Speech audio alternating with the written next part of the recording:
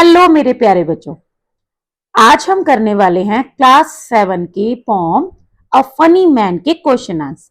ठीक है, last video में मैंने आपको इसकी एक्सप्लेनेशन करवाई थी और लेटेस्ट डिस्कस वाला जो क्वेश्चन आंसर थे वो करवाए थे। ठीक है, पोम का नेम क्या है? A funny man.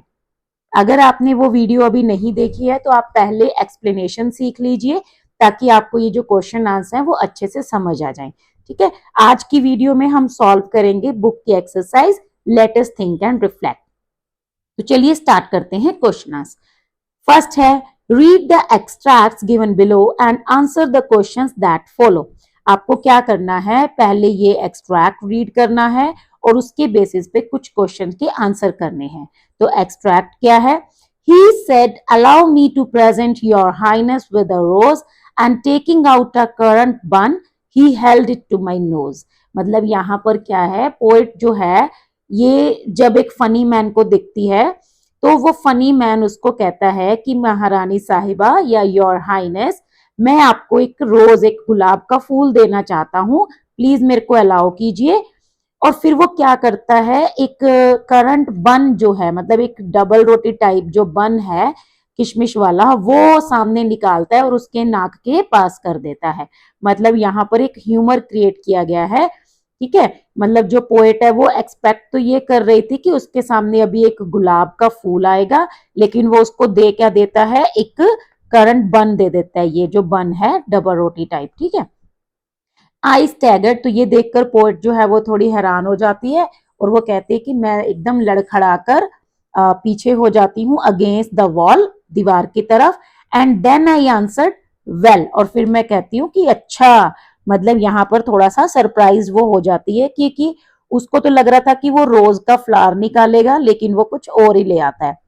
ठीक है, तो यहाँ पर अब कुछ क्वेश्चन आंसर। फर्स्ट है, why does the funny man address the poet as your highness. मतलब जो फनी मैन है वो पोएट को ऐसे कहकर क्यों बुलाता है, योर हाइनेस। तो इसका आंसर है टू मोक फॉर्मल पोलाइटनेस।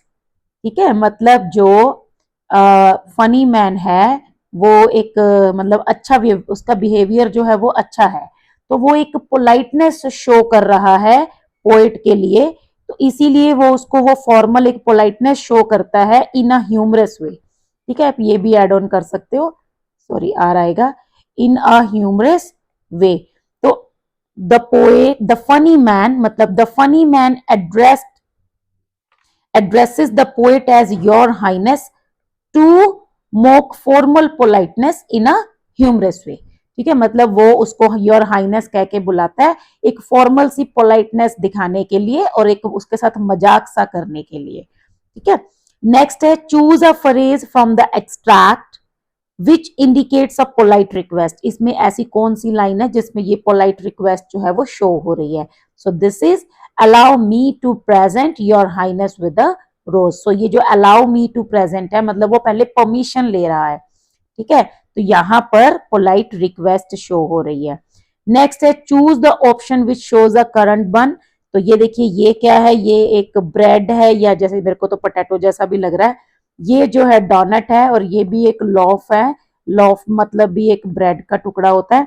और ये जो है ये एक करंट बन है, ये आप देख सकते हो बीच में जो करंट है किशमिश वो लगी हुई है। ठीक है, फोर्थ क्वेश्चन है, complete the sentence with an appropriate reason. When the poet says well it expresses surprise. मतलब जब पोइट कहती है अच्छा, तो ये जो है सरप्राइज दिखा रहा है। So this was so because, ये ऐसा क्यों है, because she was expecting a rose. ठीक है, she was expecting a rose to be presented. मतलब वो उम्मीद कर रही थी कि अब उसके सामने क्या आएगा, एक रोज आएगा। ठीक है, but it was a current बन। ठीक है, लेकिन उसके सामने क्या आ जाता है, एक करंट जो है बन आ जाता है। मतलब सबको ही अजीब लगेगा ना, किसी को भी अजीब लगेगा कि वो एक्सपेक्ट कुछ और कर रहा है और सामने कुछ और आ गया, तो इसीलिए वो सरप्राइज हो जाती है। तो इसका ये आंसर है, आप वीडियो को पॉज करके आंसर्स को नोट कर सकते हो। Next stanza, you never heard in all your life such a funny feeling sound. आपने अपनी लाइफ में कभी भी ऐसी फनी सी साउंड नहीं सुनी होगी। माई फ्रेंड, अब पोएट जो है वो उस फनी मैन को माई फ्रेंड कह के बुलाती है। My friend why do you wear two hats upon your feet, कि तुमने अपने पैरों में दो हैट क्यों पहनी है। I said he turn the other way about, तो फिर वो दूसरी तरफ मुड़ जाता है। And hoped home on his head, और अपने सर के बल जंप करते हुए अपने घर चला जाता है। मतलब वो ह्यूमर क्रिएट करते हुए, उसको हंसाते हुए एक अजीब से तरीके से, नॉनसेंसिकल से वहां से चला जाता है। तो क्वेश्चन है, फर्स्ट है choose the line from the extract which tells us that the sound was unique. तो ये पहली जो दो लाइन है, you never heard in all your life such a funny feeling sound, this is the answer to question number 1। ये दोनों line हमें बता रही हैं कि जो साउंड है वो काफी यूनिक थी। Next, complete the sentence with an appropriate reason. The poet calls the funny man, okay, the poet calls the funny man my friend because the funny man was amusing and friendly, because he was amusing and friendly. क्योंकि जो funny man है वो उसको my friend क्यों बोलती है, क्योंकि वो काफी मजाकिया था, मजे उसको देख के उसको अच्छा लग रहा था, और वो काफी फ्रेंडली भी था, मतलब उससे कोई डर नहीं लग रहा था। ठीक है, तो इसीलिए उसको वो माई फ्रेंड कहती है। Next is what does the reaction of the funny man to the poet's question tell us about him. मतलब जैसे वो क्वेश्चन पूछती है कि तुमने ये पैरों में दो हैट क्यों पहने हुए हैं, तो वो जो मतलब वो अपना हेड नीचे की तरफ करके ऐसे उल्टा होके वहां से चल पड़ता है और अपने घर की तरफ चला जाता है। तो ये उसके बारे में क्या शो कर रहा है? सो इट शोज दैट, ये क्या शो कर रहा है? It shows that, okay, he enjoys, मतलब उसको मजा आ रहा था। ठीक है, किस चीज में? ही इंजॉयज बीइंग एब्सर्ड, ठीक है, he enjoys being absurd and does not take things seriously. मतलब उसको मजा आता है मजाक करने में, अजीब सी बेतुकी सी चीजें करने में, और वो किसी भी चीज को सीरियस नहीं लेता। And does not take things seriously. ठीक है, तो ये इसका आंसर है। आप अपने वर्ड्स में भी लिख सकते हो।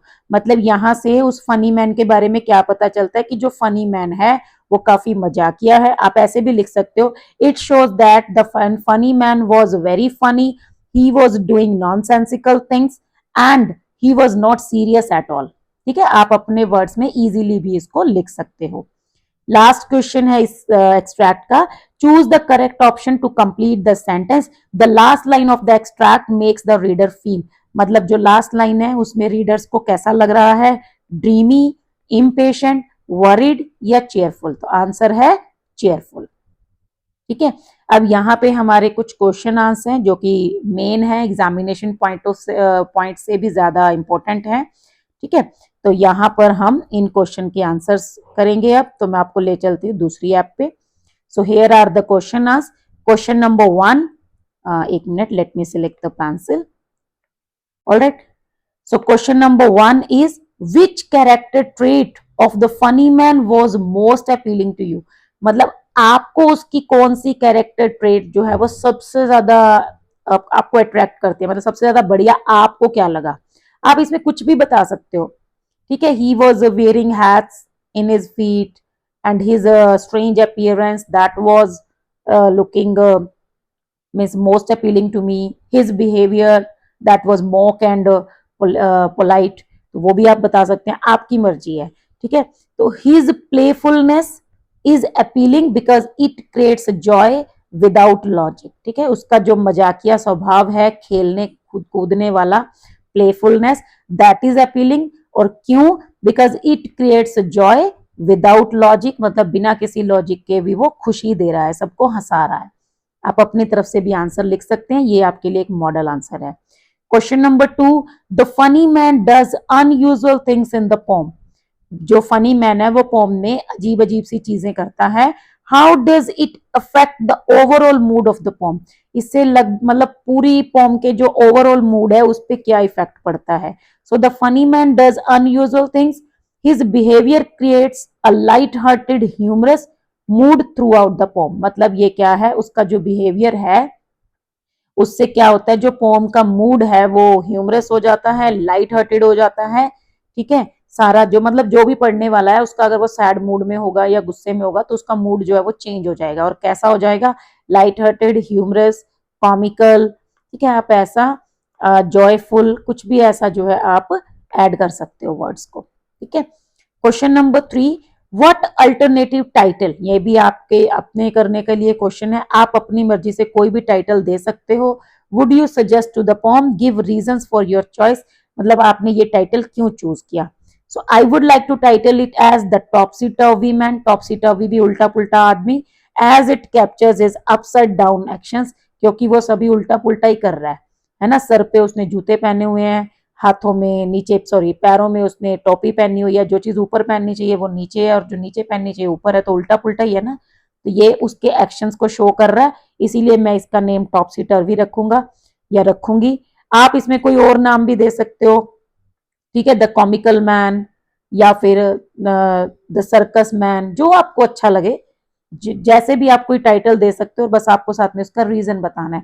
जैसे अभी अगर हम सर्कस मैन बोलते हैं तो वो क्यों बोलेंगे, क्योंकि वो सर्कस क्लाउन्स की तरह ही बिहेवियर कर रहा है ना, अजीब अजीब सी हरकतें कर रहा है और उसके कपड़े जो हैं वो भी अजीब से हैं, तो ये भी आप सजेस्ट कर सकते हो। It is up to you. Question number 4, why do you think the poet has included dialogues in the poem, आपको क्या लगता है पोएट ने यहाँ पर डायलॉग्स क्यों ऐड किए, वो डायरेक्टली भी तो एक्सप्लेन कर सकता था ना इसके बारे में, फनी मैन के बारे में, तो उसने डायलॉग्स क्यों लिए।